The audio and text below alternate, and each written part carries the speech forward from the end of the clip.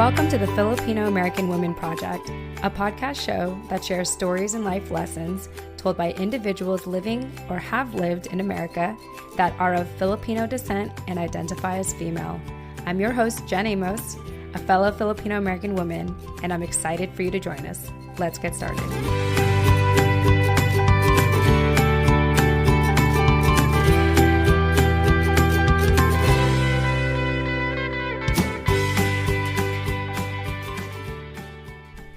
Hey everyone, Jen Amos here, and I am just super excited. I have to give you all some background to this next episode because it's a super special one. So this episode is actually a recording of our first live event in the San Francisco Bay Area, Oakland, California specifically. And this was recorded when we had our live event there in December 19th, 2019. Which, by the way, was Janelle's birthday. So happy birthday, Janelle. You'll get to hear a little bit more about her and the things that she has to say in this episode. But it was a really special occasion because, based on our demographics, our stats, based on the feedback we have been receiving from our listeners, we have come to find that a lot of you were engaging with us in the Bay Area. And so I felt compelled to flying out there and seeing all of you firsthand. And it was an incredible opportunity. We tend to get a lot of positive feedback on the chemistry that Nani and I have on the show. And believe it or not, but December was really the first time we met in person. And it was awesome. It felt natural. It just felt right. It just felt like I've always known her, So Nani, I just want to thank you again. I can't thank you enough for your hospitality when I was in town and for helping us coordinate our live event. I wouldn't have coordinated anything if you weren't there. So thank you so much for that.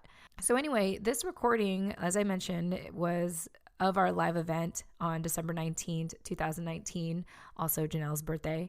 And the cool thing is that it was taking place at my Airbnb that week that happened to be a recording studio. So we actually did this recording in a recording studio at my Airbnb, of all places. It's crazy. It was pure coincidence. And I think it was all meant to happen. And if you are looking for a recording studio in Oakland, California, feel free to direct message us and we'll be more than happy to give you the details of that specific Airbnb.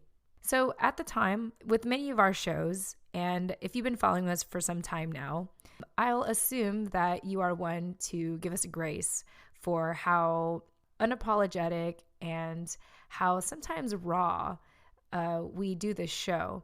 And so when we did this recording, we actually didn't use a microphone because because the room was soundproof, I felt like my phone was able to pick up the audio so much that you will be hearing a lot of things in the background as we're talking. You may hear the crispness of the phone because I didn't use a mic, as I mentioned. You may hear some coughing in the background and occasional shuffling. We moved my phone around a lot because we thought it would help pick up the audio of the people in the room a lot easier.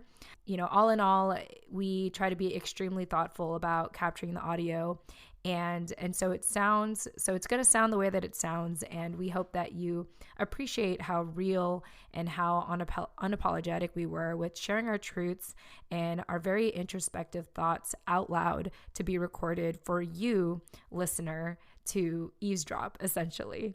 And I don't think I mentioned this yet, but I was drinking. So you might hear a little bit of me slurring and talking a lot. With that said, I already mentioned Janelle, which it was her birthday at that time. So happy belated birthday, Janelle, at the time of this recording. But I do want to give a special shout out to everyone that was able to attend.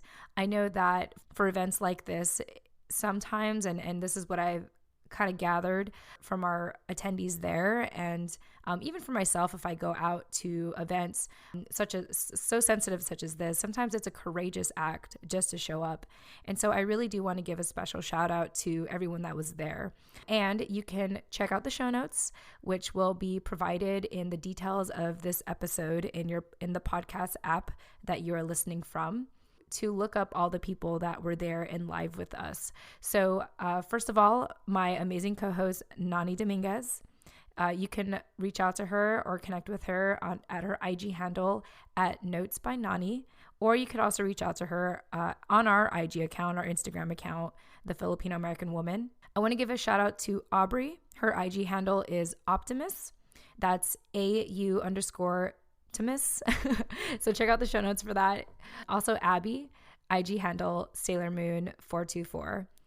To Crystal, who is the host and producer of Filipina on the Rise.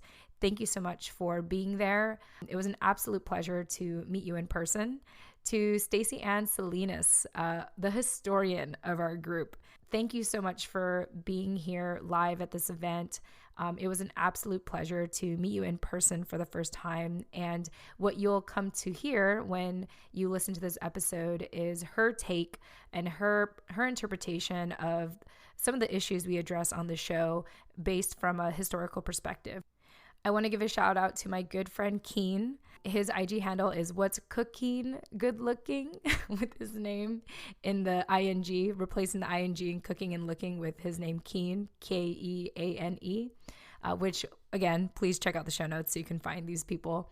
It would take forever if I tried to spell out everyone's name. But Keen is actually a really good friend of mine.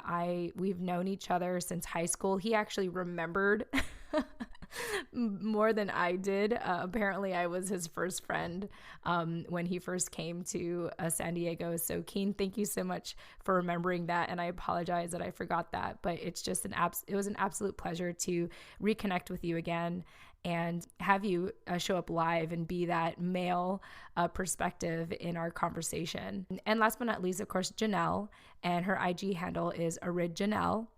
And you'll have the opportunity to learn about her and Janelle's closet, inside joke. Gotta listen on the show.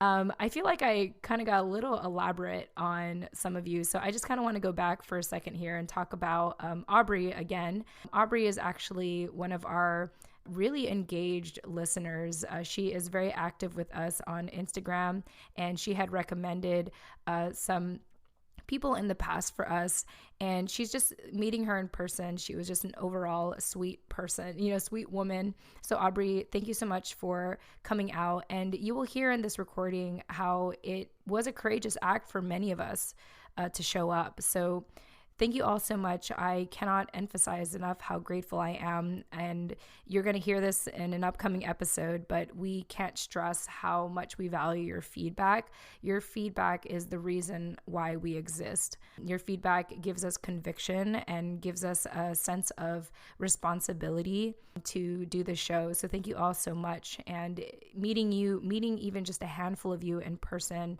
really just solidifies what we're doing. So thank you again so much for being there in person.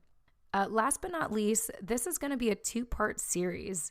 And the reason why is because we are going to be gearing up for some incredible interviews in February. So I'm going to be splitting up this interview. I'm going to be splitting up this recording. It'll be a total of 2 hours anyway. And I do really feel like this first part has a lot of information that I encourage you all to take time to think about and reflect upon and engage with us through Instagram, through email, through however you want to get a hold of us. We have a lot of ways to do that. But yeah, definitely, I think it's very important for us to split this into 2 parts so that, okay, I had to take a quick second there. My dog started barking. And it's complete. I'm sure you're all completely okay with this because by now you should know how unapologetic we do these shows. But anyway, I really hope that you really pay attention to what we're talking about on this show. I feel like what a lot of our attendees talked about really echo how a lot of our listeners feel. So I hope you enjoy, and I hope you continue to engage with us. Let's keep the conversation going. And that's it. I'm going to stop talking now, and I'm just going to go ahead and jump into it. Enjoy.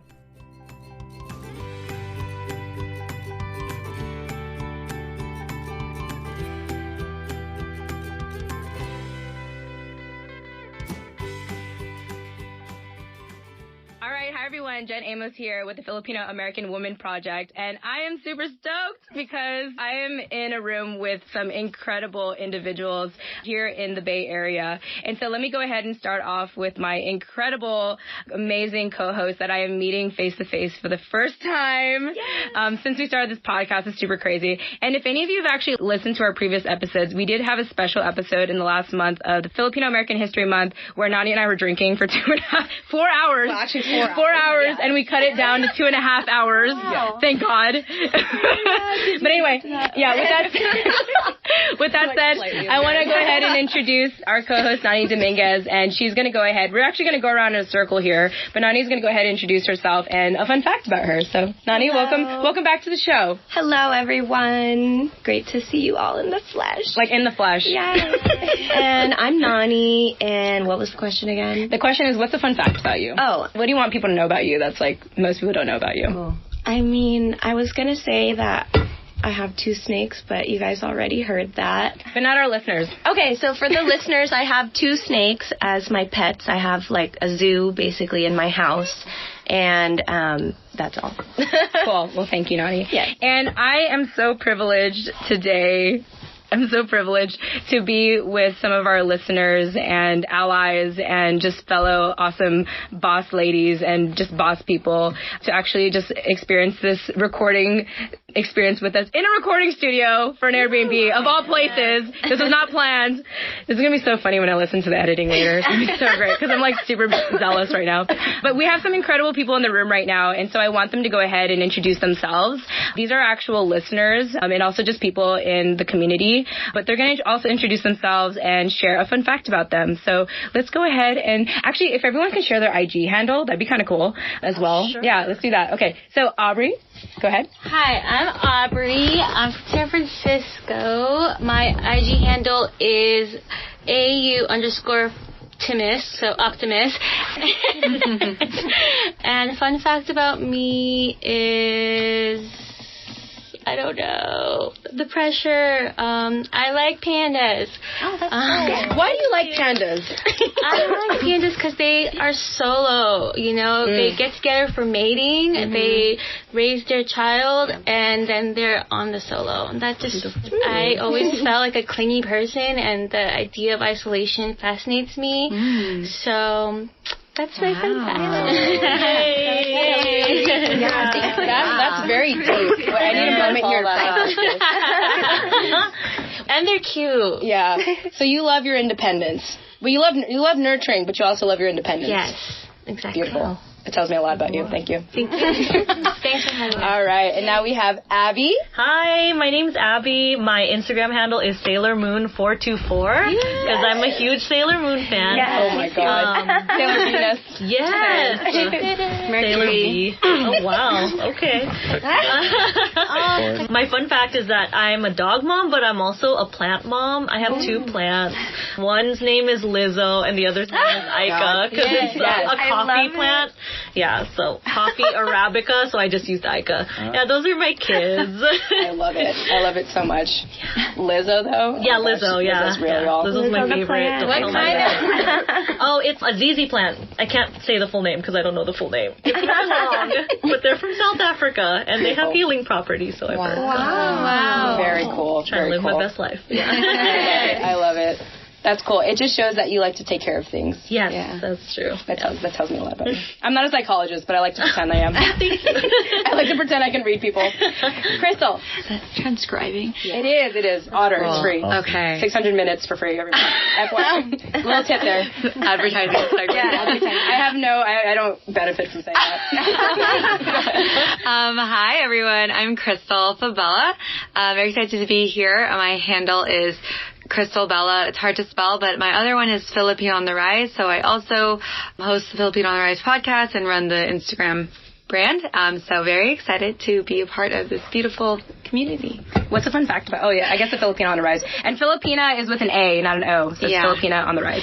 Yeah. Cool. Well, my fun fact is that I've lived in San Francisco for 2 years, and I have moved 10 times. Oh, wow. Yeah, and to the point that if I have to move, like, tomorrow, I can basically pack up all my things and move to a new place because I've condensed it to, like, 3 to 4 bags. Oh, my gosh. Okay, so you've lived here. Sorry, how long have you lived here? 2 years. 2 years, and then 10 times. Okay, very fascinating. That's a lot. Yeah. Wow. It sounds like you're going through a lot. How old am I? Yeah. I'm 25. Wow, that's a lot. Girl, I'm 32. It's fine. You're like the age of you're like younger than my sister. Wait, how old is my sister? You two are the same. Yeah. 24. Yeah, that's Beautiful, beautiful. Awesome. Thank you. And we have Stacy. Hi, my Instagram handle is It says Salinas. Okay. Like if you spell it, it says Salinas. But it's only because my brother also went to UCI with me, so he took the S Salinas, and so I just had Salinas at UCI.edu. So I thought, whatever, just own it. So it's Salinas89. And my fun fact: I can play the tuba, the timpani, the bass drum, and the clarinet.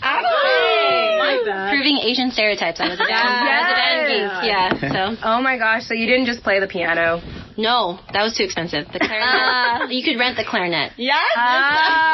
So, there you go. And I didn't want to do flute because the mean girls were flutes. Yeah. Yeah. The tip. Sorry, they were mean. Oh no. They were too competitive. I was like, I don't like that. That should have been your fun fact. Yeah, we were bitches. Okay, that's fine. Okay, there you go. Yeah. Is that true? No. I'm kidding. Totally kidding. This was like, She's like, well, apparently I was a bitch, so no. totally joking. Okay, and we have an ally. I'm going to identify him as an ally because he's not a Filipino-American woman, but we have Keen here, and he's actually a good friend of mine since high school. And anyway, go ahead, Keen, introduce yourself. Hey guys, just to clarify, I do identify as Filipino and American, but I'm an advocate for the women and for humans in general. I think we have a lot of work to do in our lifetimes, and thanks for having me here. My Instagram handle is What's Cooking Good Looking. Oh. So That is so cute. I love my puns. I want to follow. WHATSCOOKKEANE. GOODLOOKKEANE. Beautiful. Oh my God. Something like that. And I just want to add that for our listeners, if you did not catch that, you will see that in the show notes because you know how generous I am with the show notes. So just check out the show notes afterwards to be able to find all of these incredible people that are live with us right now being a part of this podcast episode. So you're welcome, as always. Okay, King, go ahead. What's your fun fact? My fun fact is that I want to turn my Instagram account into a channel, into my own brand, and to expand home cooks across the nation and world, and to teach what it can take to be able to cook and make a business at home with your food. I have the resources. I'm just putting into action. Yes, absolutely. Absolutely. Thank you, King. Thanks. And last but not least, we have Janelle. Hi, everyone. My name is Janelle. My Instagram handle, and this is not for the podcast, but on our group chat, you guys all have my, fake Instagram. So, in our little group chat, that's my fake Instagram. So, my real Instagram is @original. So, original, and it's ORIG, and then Janelle is spelled JANNEL, like channel and flannel, but Janelle. Yep. And my fun fact is I want to visit all 50 states before I turn 30, and I'm at 47 right now. Wow. That's amazing. Wow. So what are the last 3 places you have to go to? Maine, Alaska, and North Dakota. Wow. Maine is so... Is it? Wow. Is there a favorite state of yours other than California? California is definitely my favorite state. I don't have a favorite state. I have states that have surprised me. Like states that I've gone to and I'm like, this is not what I expected, or I didn't expect to have a good time there. Like what? Yeah. Like Tennessee was a really good time, a little partial because I lived in Georgia for a year and a half, so I like Georgia. And then I enjoyed Utah and Idaho. Idaho. Yeah. Beautiful, beautiful. Awesome. Well, these are all the incredible people that are in the room with... Thank you, Nani. If you hear that squeaky thing in the background, that's because Nani is like moving my phone around so we can pick up the audio a lot better. But yeah, I just want to thank everyone for just taking the time to introduce themselves for a little bit. And I think this is just really beautiful to have some of our listeners just be able to be on the show, because very often we tend to get people that direct message us novels of how much the show has meant to them. And so it's just such a beautiful thing to like experience it like firsthand and be present with all of you. And that's a lot to say because I'm an introvert, and I think Nani is also an introvert as well. I know. Seem like it at all. I know. I really like fake the extrovert thing. But as an introvert, I'm someone that can only be around people for a certain amount of time, and then I have to recharge. Like, hence why I have like an Airbnb to myself so I can like recharge afterward. And then tomorrow I have to like to hang out with one of my, and not you. I'm not talking about you. I'm not talking about Keen, in case anyone's wondering. But I have to hang out with some friends and have to stay over at their place. I don't have to, but I will. And I think it's going to be really draining. Not because I don't like them, but it's just like my personality and like how I have to recharge so that I can be fully present with like people when I actually do spend time with them. So I just want to thank you all for being present today. For me, I'm usually just stuck in my house. Like, I work from home with my husband, and I'm usually just in my office and I'm just staring at a screen all the time. Like, I have been really looking forward to this experience for weeks now. I have really struggled with loneliness and mild depression for most of this year. I mean, I've always had mild depression, but it became really extreme this year because I was just starting, like, as much as I love working with my husband, I love you, honey. But also, I love you, in case you're listening to this, which you probably never will, and I always say that and you always laugh. But, you know, it's just nice to kind of get out of the house and be able to just know that I'm more than just our business and the things that we do together, but I'm still a Filipina, and I still need like some form of independence. And so being able to, this podcast has been like an experience for me to do that. And like, I literally, like, this is the first time I wore eyeliner in like months, you know? And so, I mean, maybe weeks. I could be like exaggerating, but it looks good. Yeah, I know. Well, thank you. Yes. Isn't it like perfect? And we did it like in the dark. We did. When the photographer came, we were like, oh shit, I gotta put on makeup. Yeah.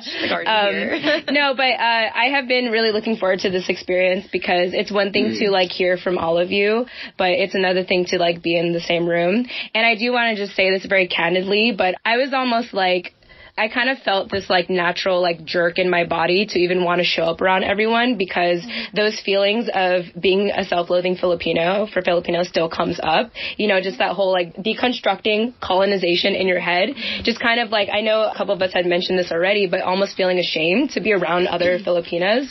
Like, I was almost nervous about that, like even coming out here today. And I just feel like being around all of you, I don't feel that sense of like, oh my God, I got to get the fuck out of here. You know? Yeah. It's more like, oh my gosh, like, because you all have opened up to us tonight, it just makes me feel like this is more than our skin color. It's more than like our shared background, but it's really just people being authentic and open and real with each other. And so I just want to thank you all for that. And I wanted to be candid about that as well, because I'm sure that a number of us like show up to places like this and you're thinking like, God, I got to get the fuck out of here. You know what I mean? And so with that said, prior to us starting this conversation, we were talking offline, all of us introducing each other. And one of the topics I want to talk about first is actually student organizations in college campuses. And so kind of raise a hand, how many of us have been involved in a student organization? Ish, yeah. Or even just like a Filipino, yeah, or even like a Filipino organization where you kind of felt like this, or Asian organization. I know, Keen, like you're part of APSA, but I'm actually very curious why you weren't really involved in AB Samahan, so we'll get to that later. But I want to talk about just the topic of like being associated with like Filipino organizations. And I'll just share a little bit about my background. If anyone feels compelled to chime in, feel free to do that. But, you know, my background, I mentioned this in a couple episodes in the past, is that I was bullied by Filipinas when I was in middle school. And so I've always had this like love-hate relationship with our community. And part of why I started the Filipino American Women Project was because I wanted to rewrite that narrative. And I wanted to believe that there are like Filipinas that really wanted to uplift one another and like actually help one another and not be be so competitive and like, you know, just destroy other people's buildings to build up theirs kind of thing. So anyway, in college, my freshman year in college, one of my best friends from third grade, he decided to join a PCN or an FCN. And in case you're hearing this for the first time, that's short for Filipino Culture Night. And what that is, at least in my experience, is that it's when a bunch of Filipinos come together and do this theatrical show to tell a story about, like, you know, the Filipino-American experience. It could be anything from, you know, history, it could be like current issues. It also usually incorporates Filipino dances and what have you. And so I remember he invited me to watch this FCN, and I told him immediately, I was like, I'm only going to watch it because you're my best friend. But I knew, like, my freshman year, I was like, I don't want to be involved. Like, I don't want anything to do with the Filipino community. But when I watched the show, I just completely fell in love with it. Like, I actually loved it so much, I came to watch it the next day. This was Desiree's FCN. I don't know if you were there for that. Desiree Quizon. What was the title of it? It was Malakas ang Puso, I think. It was about like martial law. I'll have to get back to you on that. But anyway, it was in 2007, 2008, around that time. Anyway, I'll tell you more about it later. All right, Jen Amos here, jumping into the middle of our show, as I always do, to remind you why this show is possible. So, you know, at the end of every episode, I tend to say, if you didn't catch our guest contact info, don't worry, we'll have those in the show notes. Check them out. I worked so hard on them. You're welcome. Well, it's been brought to my attention that our show notes are not as easy to find as I thought, which is why, starting summer 2020, the Filipino American Women Project is proud to be partnering with Captivate, the world's only growth-oriented podcast host. Captivate is created for independent podcasters, designed from day one to help you to focus on audience growth and the expansion of your audio influence. One way that Captivate makes our lives easier as independent podcasters is by taking the guesswork out of making a website for your show. That's right, a website for your show. So listeners, starting summer 2020, finding our show notes will be so much easier. All thanks to Captivate. You're welcome, as always. If you're about to start podcasting or are getting burnt out from all the extra work of producing one, like building a website, consider a 7-day free trial, that's right, free, with Captivate by visiting thefilamwoman.com. That's the Filam, short for Filipino American Woman.com. Or, you know, check out our show notes in the meantime, which is in the details section of each episode. Once again, you can visit thefilamwoman.com or visit the details section of this episode. Malakas ang Puso, I think that's what it was. Anyway, we'll get back to that. But anyway, I was so inspired by it that I told myself I was going to run a PCN. I was going to run an FCN. So 3 years later, I was able to run an FCN. But after the FCN, I had dealt with a lot of backlash. I dealt with a lot of just this whole like criticism and just like people like it's very polarized with like what I did with the show. And so from then, I was constantly like in and out of the community after that. And then part of this project is really about like rewriting that narrative and really just finally embracing what it means to be a Filipina, but also setting healthy boundaries of like, you know, it's okay if I want to step out every now and then, you know? So anyway, that's a little bit about my background in terms of like student organizations in college. So I want to open it up to the floor to see if anyone has anything they want to share about their experiences with whether it's Filipino organizations or student organizations or just like Filipino organizations in general. So does anyone feel compelled to share anything? Well, since I'm next to you. This is Aubrey, Optimist. This is IG handle Optimist. Yes. When I went to SF State, I was in LFS and League of Filipino Students, and they were amazing. And they were very approachable because they kind of had like this like radical approach, very grassroots style of organizing and educating from the people, like from the ground up, as opposed to like the academic approach. But I don't know where I want to go with that, but involved. I was involved, just very like loosely, just kind of showing up at meetings, and I loved it so much, but I did kind of like fall off because I felt like I wasn't like Filipino enough, and they never ever made me feel that way, but it was just starting to get in touch with other Filipinos in the community. I just felt like it was resurfacing a lot of things, personalized, internalized phobias I had, just like what it meant, like identity-wise. Like I just felt like it was I was not scared, but I just felt like I wasn't ready to embrace that side of me, or that like that radical side of me, because I knew that like we were underrepresented and we were exploited, and we continue to be exploited, and I was just like, I don't feel like I can meet that demand to like stand up for others, you know, who are less fortunate than me, you know, because I mean, this was back in 2000, and you know, it seems like trivial to like for us who all like went to college and graduated, but there's still a lot of people who don't get that chance, and something we take for granted.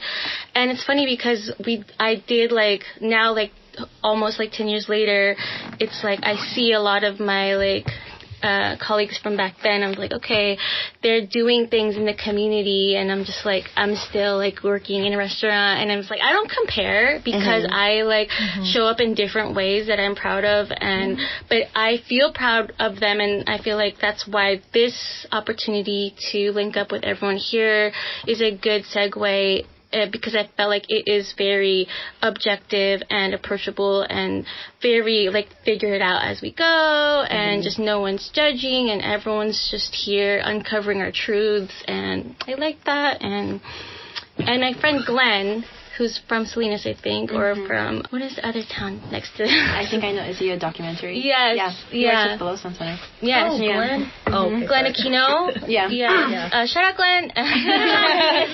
We'll have to find his IG handle. I remember running into him at SF State, and I was like, we were in LFS together, and I was like, where did you go? And he was like, don't worry about like the time you put in, like don't like judge yourself on taking personal time, like that's what's important, like that's what builds the communities, when everyone takes care of themselves as an individual. And that just stuck with me so much, and feel like I can be an activist from afar, like I don't have to be you know, like on the front lines every day, you know. And so there's a place for everyone. Yes. Yeah, So absolutely. shout out to the organizations that do the work, and being there, and I'm here Beautiful. for it. I heard a couple yeses. So, Abby, did you want to add anything to that? I'll jump in. Yeah, Filipino orgs. So we were talking in our intros earlier in the other room, and I mentioned that I sort of struggled with my Filipino identity. Yeah. I was bullied in elementary school, and I really struggled. What I took on was this sort of white mask. Yes. You know? Yeah. It wasn't until I actually transferred to UC Davis that I came to terms with my Filipino identity. But even then, I still struggled with it. We had a policy symposium for the Below Sun Center. It was our first main event. But I never really shared that when I went to that event the first time I showed up, I got so scared. I ran up to the second floor of Wellman Hall, and I just panicked. Yeah. Why? Well, because Wait, set the scene first before that moment happened. It's a lecture hall at UC Davis, and I'm a third-year transfer. It's my first quarter of my senior year. Okay. And the Below Sun Center had just started. Okay. And I was one of the first interns for the Below Sun Center. And I just started panicking because I felt like I wasn't Filipino enough. That's something that I just kept telling myself. I felt like I wasn't Filipino enough. That's real. Yet. Yeah. You weren't my mentor. Stacey was not in the picture yet. You came into my life. We did Below Sun Center with nothing. It was all volunteer labor from graduate students. Yeah. 6 graduate students who happened to find each other through solidarity and being Filipino American. That's amazing. And so, But Abby, what the heck? You were in Wellman Hall is one of the creepy lecture halls. It is. It's really scary. It's very. I always ask my students if they have a buddy to walk home with. It's scary. It's very scary. Okay. But Wellman Hall is next to the Asian American Studies Department. Yeah. Okay. Yeah, it's perpendicular to it. And that's where we were holding the symposium. Hiding in the second floor, I was so scared because I kept some part of me. She didn't have my number yet. Some part of me just kept telling myself, well, you're probably expecting that same backlash that you got when you were younger in those same kind of communities. Right. And I worked in a Filipino restaurant You're where traumatized from that. You know, other Filipinos that worked with me would talk about me in Tagalog when I clearly understood what they're talking about. And so I would talk back to them in Tagalog. Tagalog, and they would just get scared. But you know, you're like, whoa, she understood what we said. Like, oh shit, well, can't do that. you better start being respectful. Yeah. But you know, so those thoughts just started coming back into my head. Like, you're not Filipino enough. Why are you going to these events? You're not Filipino enough. I went to a white private school, predominantly white, and so I was still holding to that idea that I'm not enough to hold on to this truth and to share this truth, because I really wanted to do Filipino American history, and I felt like I wasn't the person for that. But a part of me just started talking in my head saying that Filipino isn't something that you need to try to be. It's who you already are. It's who you are. Yes. Good. You know? Yes. And so, Amen. even though I was panicking on the second floor, I just had Stacey. It took a moment. It took a moment to step back. And one thing that another grad student taught me is to learn to rest, never to quit. Yes. So I took the time to step away. Yes, and I realized, you know, I do belong here. Yes. I do belong here. Yeah. And so I went back down and I met How did you get to Sacramento? Now I'm just worried. So, how did you get This is Stacy speaking, by the way. No, how did you get to Sacramento where the symposium was? Or are you going to the policy symposium? Yeah. In Wellman Hall. Oh, you went to that one? Yeah, the first ever one we ever had. Okay. Yeah, and I got to meet another Filipina author who was writing about the farm worker movement. And that's what sort of plugged me into writing about our history. And, you know, there's just that imposter syndrome, the whole feeling like you're not good enough, but then combine that with identity, and it's just, it's a crisis. It's a mess, right? Absolutely. Before I saw you at the boba shop. No, sorry. She's like genuinely concerned right now. Yeah. Or was it after? It was after. I have my office hours at Charity. Okay. Yeah. And Stacey's my mentor. For those who don't know, she's amazing. You'll get to know more about her. I believe you. I believe you. No, she is. But and so that's something that I had to work through. And then it's also sort of the idea of creating this false Filipina in my head of who I should be. Yeah. Because there's a lot of these beautiful women in these organizations, and I tend to compare myself. It's probably because of the culture. It's because I get it. Filipino parents tend to compare you to other Filipino kids, or just other kids in general, it's right? human nature. Like, look at your cousin's this, or look at your friend, she's still single, and she cares about her family, you know? But, and so in my head, I created this false idea of what a Filipina should be. I should be more beautiful. I should be more light-skinned, or maybe I should, you know, wear more makeup, or be somebody else. But the fact is, like, we are who we are. We carry all of these things. We carry our own identity, but we're still Filipina at the end of the day, or Filipino, Filipina, Filipinx.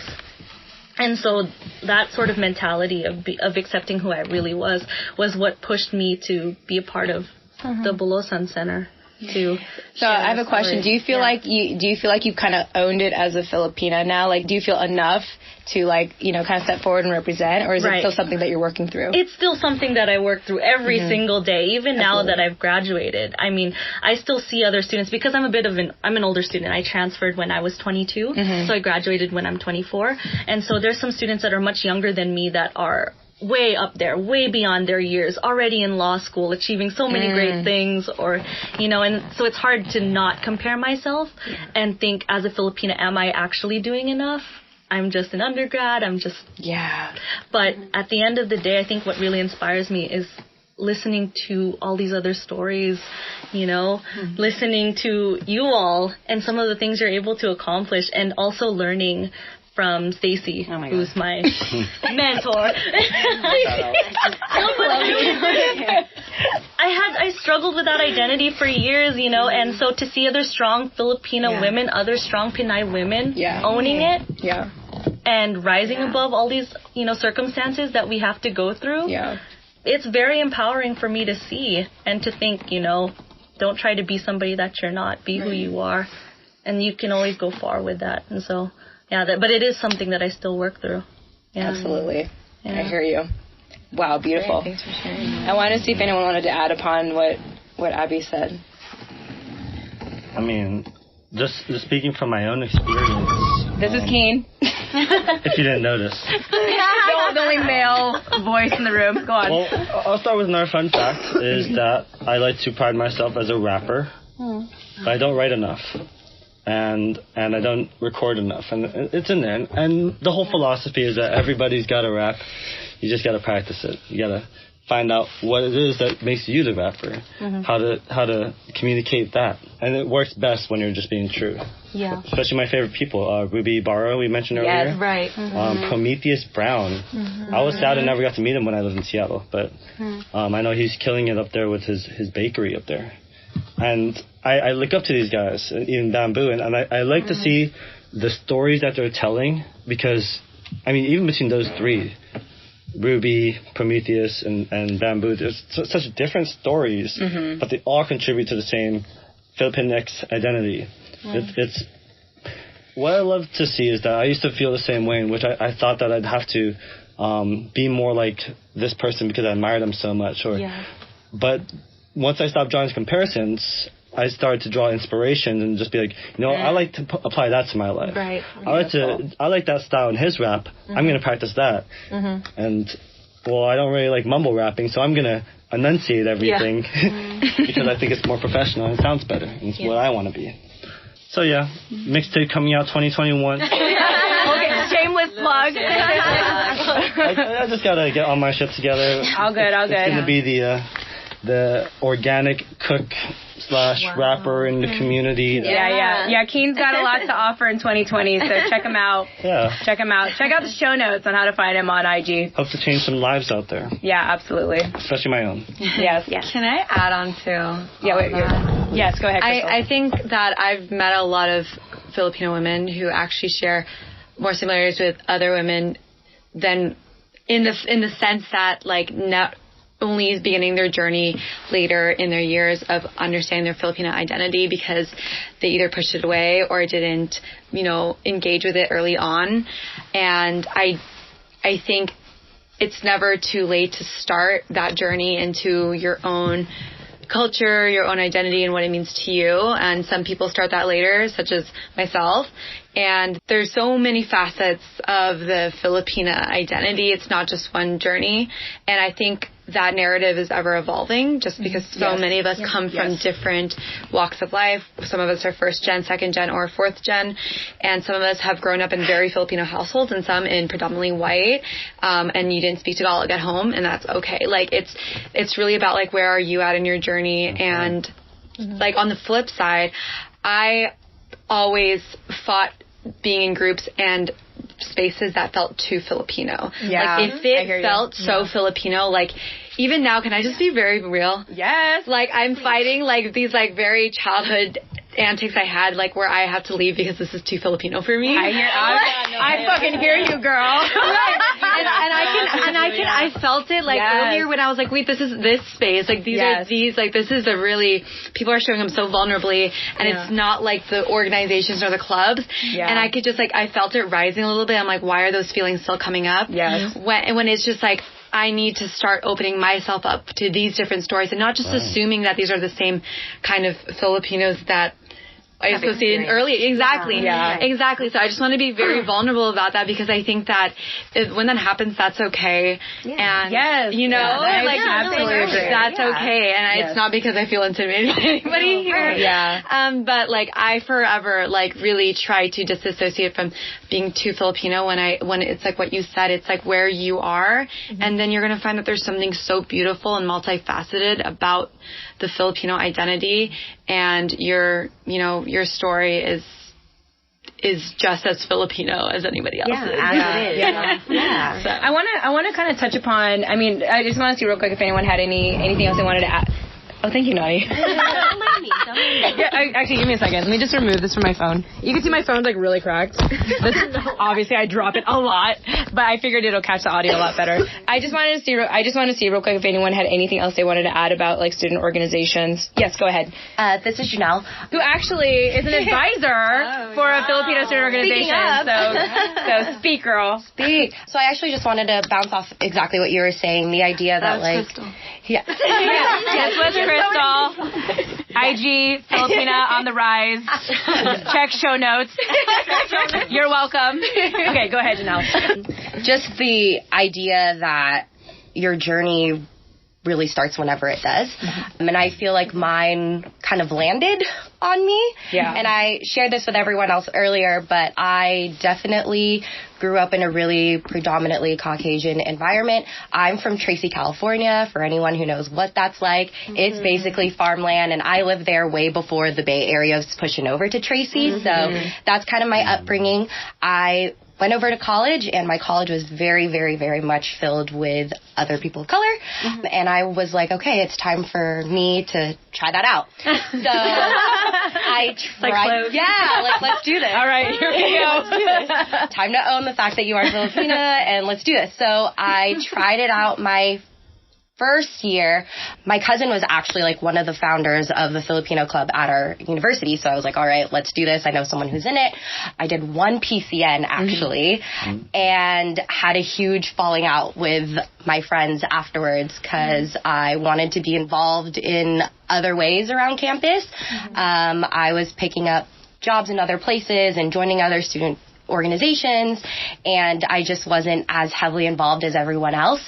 And I started feeling like I was getting pushed away from them because they were like, well, you're not involving yourself in friendship games, or you're not involving yourself in French. I never went to friendship games. I was a PCN girl. Like I never went to friendship games. Exactly. Or you're not coming out to our like in and out runs. And I understood why they were like important to all of them and why they wanted to feel bonded with each other, but I felt like I was being like ostracized for like not wanting to hang out with them 24/7. So I was kind of like, okay, this really isn't like my thing right now, whatever.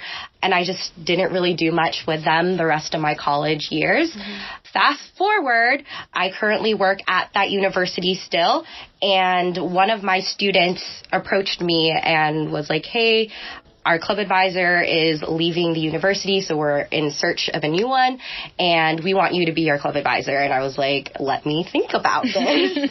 I don't really have great memories of the student organization, so let me like sit on this. And they immediately were like, well, you really don't have a choice because you're like the only Filipina person on our campus.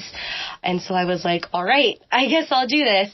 All that to say that I feel like I have this like added responsibility to figure out what it means to be Filipina for myself, what my responsibility is to them and to everyone else, and how to make sure that my experience is serving them in a way that like I feel like I wasn't being served when I was a college student. Wow. And you guys have mentioned this, a lot of people have actually mentioned this in your podcast previously, but I feel like people show up the way like other people never did for them when they become adults. And that's a lot of the reason why I feel really passionate about the work that I'm doing right now, because I don't feel like I ever saw my own face in the spaces and places that I needed, especially in this student organization, from someone who was older and could really speak to us in a way that I feel like they need to be spoken to outside of like the things that they're doing currently. So me showing up here today was like a huge leap. Yes, girl. Yes. From the closet. We're in Janelle's closet. Podcast coming out 2020. Stay tuned. Because I never have actively decided like I'm going to show up to something like this or with a lot of people. And so it was actually relieving to hear that there weren't a lot of people at this when you like sent out the big invite and I was like, oh, there's only like 7 people. Great. No, it's funny. I'm glad that you brought that up because like we were very subtle about marketing it. Like we kind of wanted to put some feelers out there, and we're like, okay, like if like 5 people show up, that's like enough. Like we're good. You know. So we knew we wanted it to be very intimate, and so I'm glad that you came out because of that. Out of your closet for a little bit. If there were like 20 people on that list, I would have been like, I'm sick. Like, I get it. I hear you.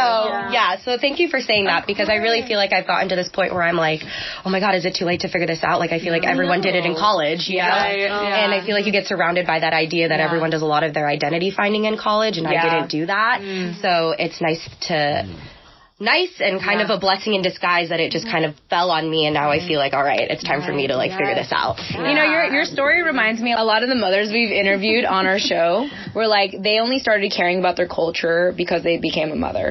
Especially if they were like, their child was like multiracial. They're like, oh my gosh, like I don't want, like with Rhea Predican, one of the first interviews we did together, she was all like, I don't want to be known, I don't want my child to refer to me as like, oh, my mom's Filipino. Like that's my Filipino mom. But I'm not Filipino. You know, so it to me it sounds like you kind of inherited these kids. And now you're like, okay, like responsible for them.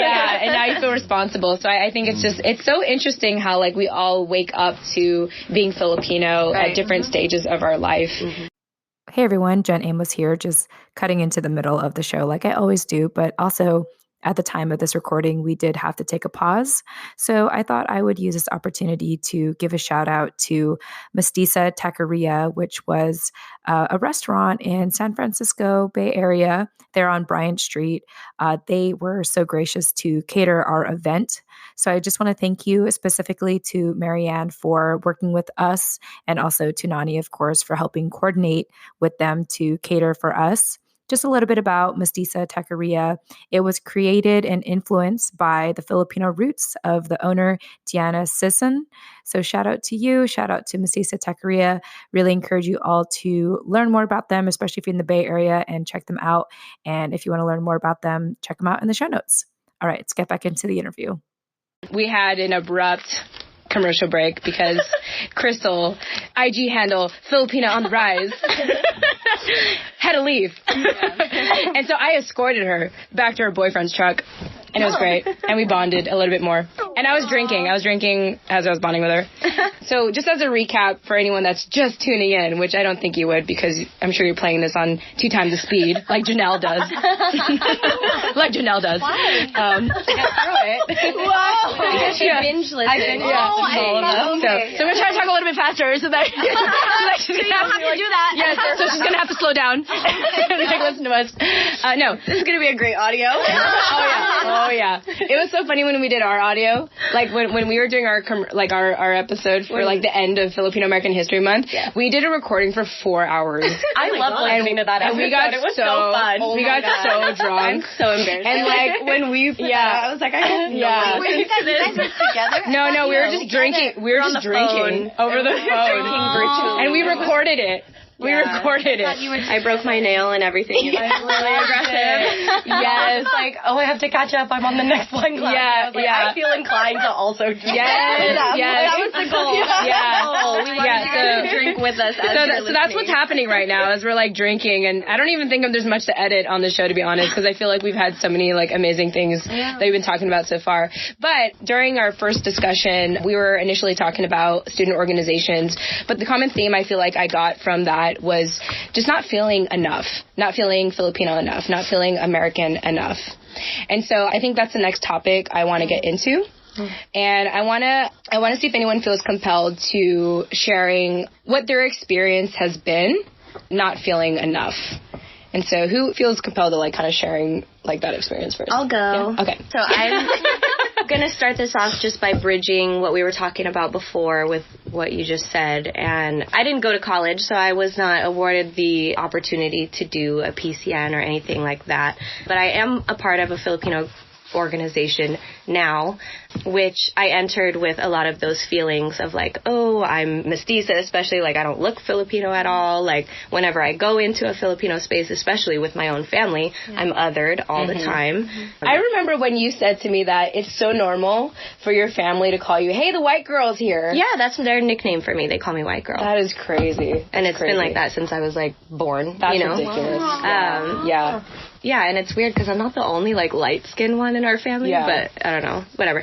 Anyway, but I am a part of that group now, which I came into, and I kind of expressed to them, you know, I was just vulnerable with them, and I told them that I was kind of intimidated to join that group, and I kind of expected that backlash, but after sharing that, I noticed that a lot of them are like, they'll text me now, and they'll be like, hey, I haven't seen you around, are you okay? And they, you know, thank me for sharing that. So I think there is a lot of value in just opening yourself up and letting people know, like, this is intimidating for me, but I'm still here, like, for my own reasons, and I need you to respect that, essentially. So I was just going to talk about my family experience and how, kind of like how you touched on earlier, both sides of my family, I was never white enough for my white family, and I was never Filipino enough for my Filipino family. And to both sides, it's like they both just roll their eyes at that and make me feel like I'm being really overly sensitive and dramatic. But here is like a place where I can really feel validated and feel that sense of belonging. So yeah. Beautiful. That's my story. Does anyone want to add upon that? Well, I almost didn't come because I was like, I don't know anything about podcasting. And I was just thinking, like, I mean, I don't have any, like, community work under my belt. Like, I just was trying to convince myself, like, there's too much traffic, just not to come. But I was like, no, I want to come based on, like, our DM connection, I guess, because you guys have always been so, like, I just didn't want to let you guys down. And I just was like, even though I, like, don't feel enough, like, for whatever reasons, just having not an expectation to meet, but just like a connection to be made. Like, I didn't want to miss the connection because you're not from here, you know. So I was like, okay, this is rare, you know. Like, I like skipped up like other opportunities for other things, and I was like, no, I made this a priority, even though I felt insufficient in my like qualifications.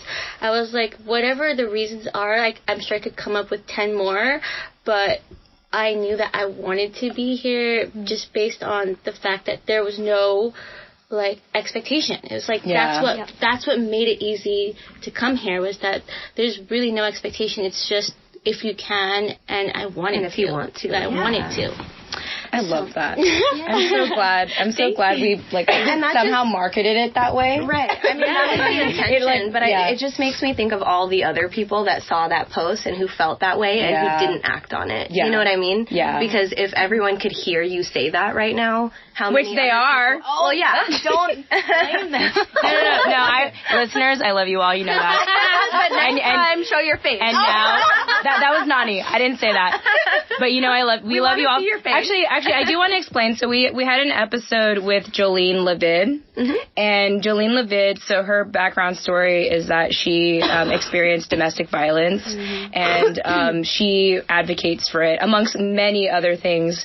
And she said that the best way that she had described like how other people can be involved without like being in the forefront, kind of what you were talking about, Aubrey, is to. So she described it as like being in the car, and like if you're ready to be in the forefront, you're like the driver. But if you just kind of want to join, like come along for the ride, you can just be a passenger. You can just sit in the back seat, and that's fine. And I think that's what a lot of our listeners are right now, which is completely fine, is that you're just in the back seat. Like, you're in the car with us and you're not driving, you're not in shotgun, and that's completely okay. Like the fact that you're even just in the car says a lot. You know, the fact that you said, yes, like, I'm going to jump in this car and I don't know where it's going to go, but somehow it feels right.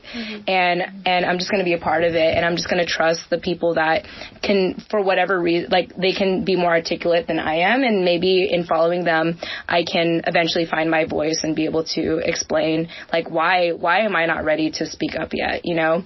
And so I love, Aubrey, like, how active you've been with us. Like, real talk.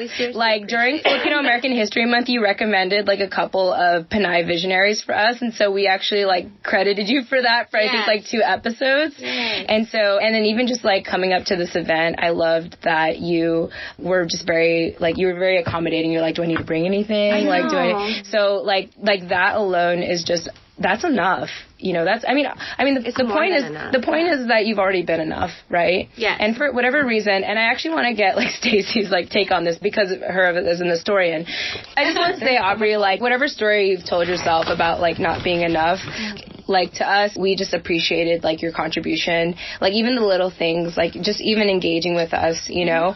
And I really want to understand, like, why don't we feel good enough? And I do actually think it's, like, a historical thing. Like, I definitely think it has a lot to do with, like, colonization for the last, I don't know, a couple centuries, right? And so, Stacey, you've been quiet most of the time, and I don't mean to put you in the spotlight, but I love you. And I'd love to kind of, and I'd love to get your take on, like, why don't we feel good enough? Like, what do you think from a historical perspective? Like, why don't we feel good enough? Oh, God. Okay. Well, having a shot for someone's birthday. Wait. By the way, Janelle didn't tell us. It's her birthday. It's her birthday today. Literally today. So today is December 17th. At the time of this recording, it's December 7th. Oh shit! It's December 19th, 2019, and it's Janelle's birthday. So Janelle, happy birthday! Happy birthday! And wish her a happy birthday on Instagram. A belated happy birthday. And I'll tag her in the show notes. So you're welcome. Again, you're welcome. So anyway, all right, let's go back to Stacey. And Stacey, I just been just enamored just by how much you know, and just kind of like your passion. I know you don't like it, but I'm going to give it to you anyway. But I love your commitment to our history as Asian Americans and specifically as Pinay. And so I'm just curious from your background as a historian, like, why do you think we don't think we're good enough? Oh, there's a lot. It's really intricate. So if we look, it's going to sound really historical or ahistorical. If we look prior to Spanish colonization, the roles that women had, of course, it was more empowered. And of course, it's a Philippine archipelago, so there's different cultures within that. So you actually have Filipino rulers. But then when you see the onset of Spanish colonization, that's when you see the domestication of the Filipino, which is the sad part because they're trying to infuse this patriarchal Catholic understanding of what gender is. And so this is where we see the movement of Filipinas not being able to participate in the systems of power that they understood before. And then so it even goes deeper into that. So class, so a lot of Filipinas who actually were of higher standing, they gave into these systems as well. Because it just empowered them in a way, which is unfortunate. And then so you see all the other lowly class Filipinos, the darker Filipinas, not being able to participate in that system of power. And then, you have another layer of it with American colonization, and it's like, what kind of Filipina do we prefer? And so Americans are the ones who actually introduced the pageant system. And the Filipino that they chose was always the mestiza, and mestiza before meant of just Chinese. like the last Miss Universe was Katrina Gray, and she's mestiza, and then the one before that, I like Pia Wurtzbach. I'm gonna be biased. I actually like Pia Wurtzbach because of her commitment to HIV awareness. But Katrina was also yeah. I mean, for the record, I love them both. I like them both, but also the fact that they were mestiza made me think okay, so that's what the Philippines valued. And it's not just that they are mestiza; it's that every single person that wins is mestiza. There's no variety. So there's a strong history of that. So Americans introduced the pageant system, and they get Filipinas involved in that, and they picked Filipinos from a higher standing in class as well. And so, we have that type of identity crisis when it comes to what is the preferred Filipino look. And unfortunately, it always tends... Because mestiza before only meant Chinese Filipino. Interesting. I didn't know that. I always thought it was like white. Yeah, when we think of Spanish caste system in New Spain, which is Mexico... So the New World for the Spanish, that mestiza means something completely different. So they have a whole caste system that's very laid out. And then when you look at the Filipino caste system with the Spanish and the Americans, it's completely different. So mestiza originally meant Chinese, Filipino blood. And they're usually the ones who had a lot of money because they're merchant traders. And then when you think of Spanish mixed with Filipino, there's another name for it as well. And then you have a specific name for those who are indigenous, who are darker complexion, whose ancestors you can trace back to Madagascar. They're called negritos. And I think we all know what that means. Where that stems from. Yeah, exactly. Yes, wow. Yeah, and so you already establish a caste system based on beauty, but it's a westernized understanding of beauty. And then so, of course, the Filipina, because we're so diverse, there's over 100 dialects, 120 dialects. Of course, not every dialect and ethnic enclave is going to be able to assume into that role. And so we have all these misconceptions and identity crises when it comes to beauty. Absolutely. So it's just a whole history of denying this idea of what is a Filipina. Just denying it. We have about 3 centuries or more of it, just denying it. And so we come to this realization now, westernization is a thing, globalization is a thing, so now we can't go back to appreciating Filipina at its roots. So that's, again, things like TFAL makes us appreciate what is the complexity to the Filipina. It's all these things because, again, we're in the U.S. Again, we're also mixing with other things as well. So it's just a reenactment, revisiting of Filipina at its finest, which is multidimensional. As you said. But we still deal with it because colonization comes in different forms when you add it to gender and sexuality. It's something you can't control. Okay. Absolutely. I want, for people for listeners and even for us that don't know what being Filipino was pre-colonial times, can you just briefly describe what the Filipino was? pre-colonial times? Yeah, I mean, I can kind of do antiquities isn't like my forte. So if we're based on your knowledge. I'm not asking you to be like the ultimate expert. I feel like I'm in my comprehensive exam. Just based on like. Sorry, I didn't mean to put you through an exam right now. Do I have to cite right now? No. Footnote. No, so we look at the archipelago as diverse as it is. So we're mixing in, Southeast Asian, East Asian, South Asian together. So I took an ancestry, 23 and me test. I'm Pakistani. Wow. I am Chinese. I am also, my ancestry goes to Tibet and to Mongolia, and then I have Filipino, Mountain, Igorot, and then I also have Spanish and Northern European, and I forget the other thing. Yeah, it's all mixed in there. So, I mean, we're thinking about pre-colonization. The archipelago is just so diverse already, so it really depends. But it really depended on, was there a tribe system? Like, if we go to the southern Philippines, Middle Philippines, you have Datu Puti. You have Datus, which are like leaders of their own little collective. If you go to the north, you have mountain indigenous peoples, all the way to the north of Luzon, where my family's from. And then if you go to the lowlands, you have people who are mixing with Chinese pirates. That was like one of the other things there. Well, so Chinese pirates. Okay, I just Chinese pirates. And then you have Filipino Muslims, and then you have Filipino Buddhists, and then so it's just a whole mix of things. So it's really hard to pinpoint pre-colonial classical Filipino history. Yeah. Especially since everything was mixed, hollowed. The other part is the Spanish burned everything. And then when it comes to the United States coming in, they only taught 1900 to present day. Yeah. Wow. So it's very difficult to pinpoint. And there's even no documentation. It's difficult. I mean, my colleague Kirby, hey Kirby, he does history as well, and he's more fascinated with the earlier Filipino history, pre-colonial. But if, say for example, you were from Magellan's period and you actually visited Manila, because we have this stereotype that it was just barrios and dirt huts and nipa huts. In actuality, Manila was like a thriving cosmopolitan place in Southeast Asia. So they had cannons, they had walled cities, all these things, and the Portuguese had been visiting earlier. So again, Filipina pre-colonial is so hard to pinpoint. All we really know is that they had the ability to divorce. If they wanted to, they could inherit their father's lands if they wanted to. They could become leaders of their own village. They can do all these things. Like, you can divorce amicably. Wow. Yeah, when you divorce during the Spanish period, it's shameful. Yes. So there's only some things we can pinpoint. But it really takes those historians to really collect data from across countries. Wow. Yeah. Wow.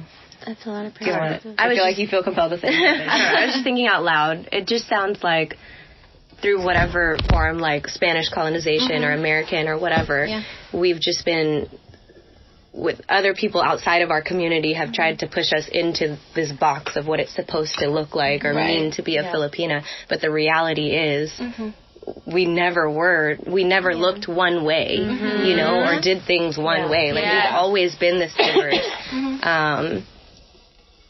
So that's just, I don't know where I was going with that. No, that's a valid point. I hear you, because it's like, gosh, we're just like, kind of like what we're all coming to realize or already know is like we're so multidimensional, and yet, being in American society, like, people want to put us in this box in a sense, and then we also want to put ourselves in a box because of colonialization. I know. Colonization. Colonization. It's okay. Colonialization. No. Colonize. Wait, colonize. Something and mixing two words together. Yeah.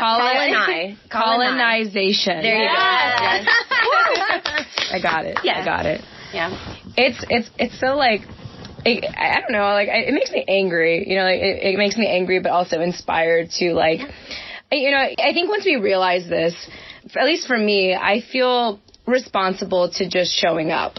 I feel responsible to just, like, being who I am, like, even saying, like, I'm supposed to know 3 Filipino dialects.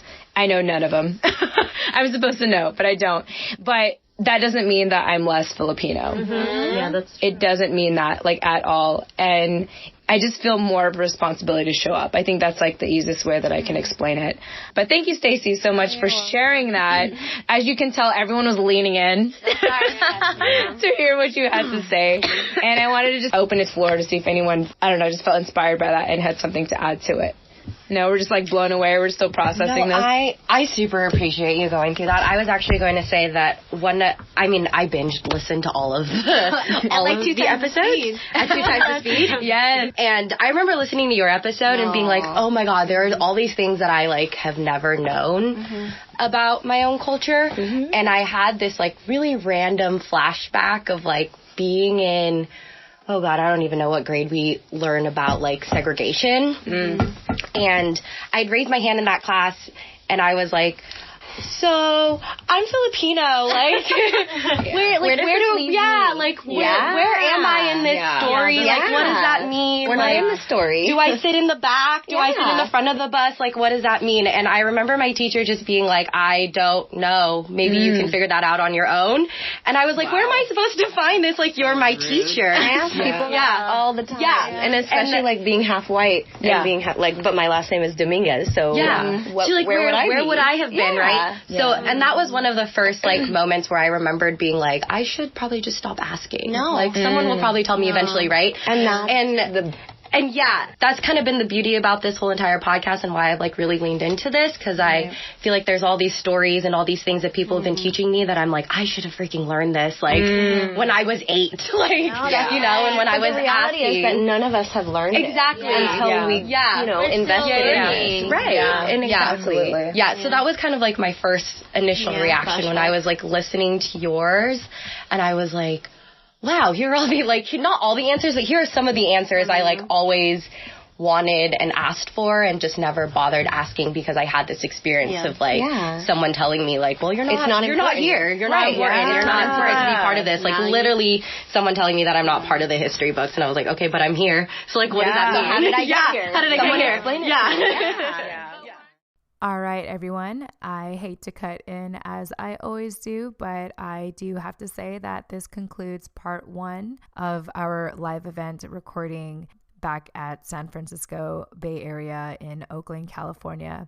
I want to thank you all so much for listening, and I hope that between now and part 2, which will get released about 5 days from now at the time that this was published, I hope that you have a conversation about this with your peers and people you feel comfortable talking about with, or also you engage with us on Instagram or email or however you would like to get a hold of us. So thank you all so much for listening, and we look forward to speaking with you in the next episode.